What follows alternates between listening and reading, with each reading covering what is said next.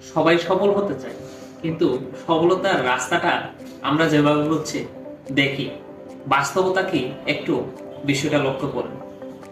সফলতা বলতে হচ্ছে আমরা এই যে আমরা যেটা দেখি, ধরেন এখান থেকে শুরু করে একদম এরকম যে একদম কোনো এখানে মাঝখানে হচ্ছে বাধা থাকবে না, কোনো কিছু থাকবে না, আমরা এইভাবেই বুঝি। আসলে সফলতা কিন্তু হচ্ছে রাস্তাটা এরকম না। সফলতার রাস্তা হচ্ছে এরকম হবে, ঢেউ দিবে, এরকম।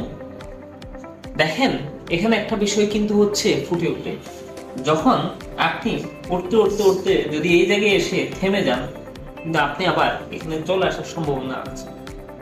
কিন্তু এখানে দেখেন, যদি আপনি এখানে গিয়ে থেমে যান, আসলে এইটুকু আসবেন, এখানে আসবেন না। তার মানে যার স্কিল বেশি, দক্ষতা বেশি, সে